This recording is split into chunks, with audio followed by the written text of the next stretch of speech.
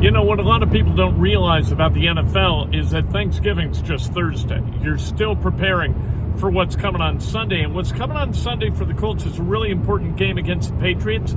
You win that game, you put yourself in position to be in position to play another really important game in a couple of weeks in Denver. You get the bye week, get healthy, go play Denver. One of the things that has got to come together for this Colts team to mount some kind of a playoff charge is the running game.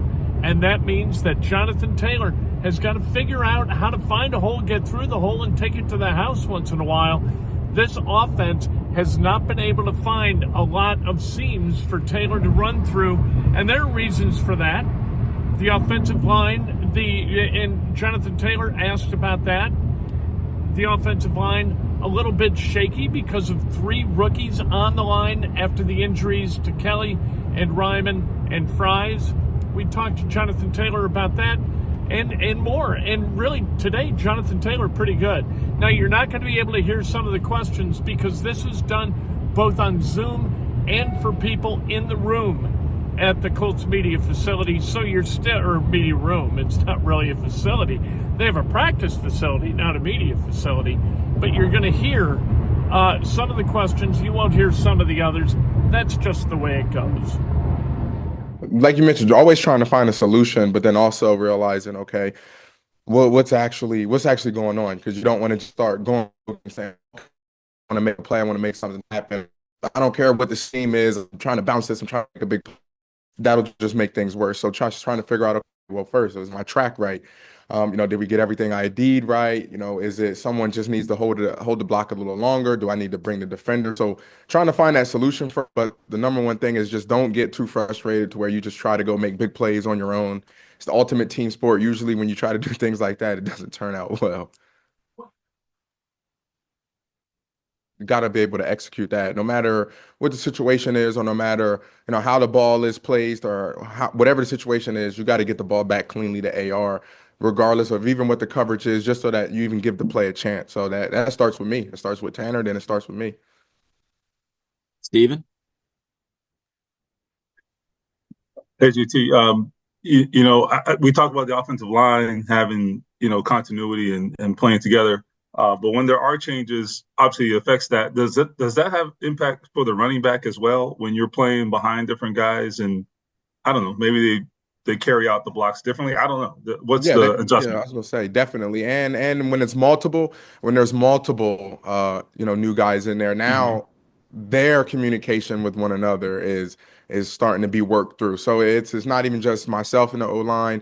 Then it's, hey, how are those five guys up front communicating now? Usually, if those guys have that continuity, they kind of know certain looks and what they want to do, how they want to handle certain looks. So it's one big kind of group effort. Like I said, those guys up front, and then now it's how do we communicate as backs with those guys up front? Because now they're communicating differently together as well up front.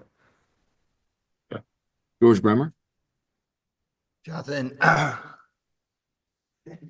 sorry. How do you stay patient? You look at the Buffalo game, and you see, where you had the big runs that came in very isolated incidents. How do you keep from being frustrated to make sure that you're ready when those moments come?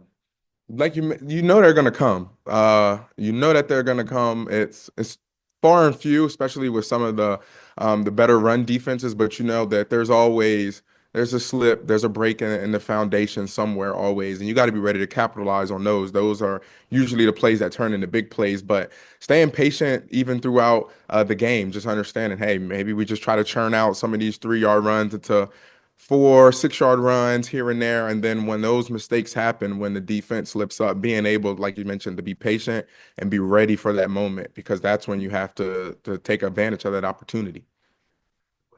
Nate Atkins? Played with Danny Pinter in 2021. Yes. What sticks out about him at center to you? It was almost like Tanner. It was, especially just Danny coming in the same class as me. It was just kind of awesome to see him step in and really excel. So for me, it's you don't really have any confidence or loss of confidence when, especially some of these guys have to get work back into the rotation because you've seen them work before, you've seen them perform before. It's just a matter of, like I mentioned, that continuity. Now there's 5 different new people working together, and then now we have to find a way as backs to mesh with how those guys are now newly communicating. Nate Atkins?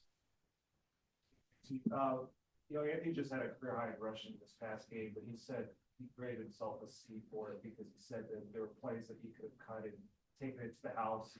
Is there part of that that's like inspiring to know that, like, even though he has a good game like that, or when you have a good game, like, there's always kind of like more that you can do, that, like, if you hit another block or a certain cut, that there's like so many more yards out there. Yeah, definitely. And then you always just see other, as you watch film throughout the week or watch games, you'll see other backs, or even in Anthony's instance, other quarterbacks probably have a similar run turn out in a similar way, and then the guy maybe made a move, and it's all different. Every situation is unique, but you always feel like, man, maybe if I would have just, straightened him up a little bit and then went back outside, or whether I would have just tried to hit him with a move maybe a little closer. So as being a ball carrier, that's always the struggle is, did I maximize every yard on that play?